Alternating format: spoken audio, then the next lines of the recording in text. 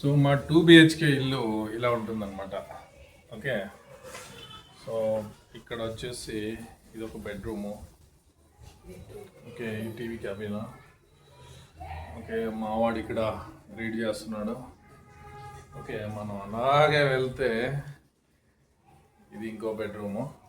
Okay, ఇక్కడ kitchen, ఇక్కడ washroom అనమాట. ఇంతే. దీనికి 15,000 పే చేస్తున్నాను నేను. బట్ ఐ ఫీల్ నేను ఇంతకుముందు వచ్చేసి 9,000 రూపీస్ రెంట్లో ఉన్నాయి. ఆల్మోస్ట్ అది 6,000 నుంచి 9,000 రూపీస్ రెంట్ పోయింది. ఎందుకంటే ఇక్కడ ఎవ్రీ ఇయర్ 5% హైక్ ఉంటుంది. బట్ ఇక్కడ 1 lakh రూపీస్ ఏమీ రెంటల్ అడ్వాన్స్ పే చేసాం అనమాట. ఓకే, ఇదే లైఫ్. సో నేను వీడియోలు చేయడం కూడా నా దగ్గర అంత స్పేస్ లేదు, స్పేసెస్. సో ఇక్కడ కూర్చొని సోఫా పైన కూర్చొని నేను వీడియోస్ చేస్తాను అనమాట. మరేం చేయమంటారు, మిడిల్ క్లాస్ వాళ్ళకి దిమాకు చాలా దూరంగా పరిగెత్తుంది. బట్ దాంతోపాటు డబ్బులు పరిగెత్తు అనమాట. ఓకే, చూద్దాం. మరి లైఫ్లో చాలా గోల్స్ ఉన్నాయి.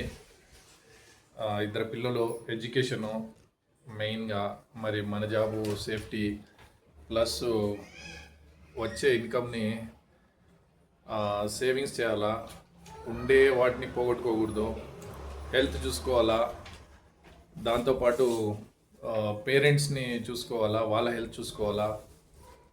ఓకే, సో మన రిటైర్మెంట్ చూసుకోవాలా. సో చాలా ఉంటాయన్నమాట. ఓకే, ఇప్పుడు నా దగ్గర ఒక 2-wheeler, ఒక 4-wheeler ఉంది. దాన్ని ఇన్సూరెన్స్ చూసుకోవాలా, మెయింటెనెన్స్ చూసుకోవాలా, చాలా ఉంటాయి. బెంగళూరులోనే కాదు, ఎక్కడ పోయినా మీకు వెహికల్ ఉంటే ఇన్సూరెన్స్ అన్నీ చూసుకోవాలా. బట్ నేనేం చెప్తున్నానంటే ఈరోజు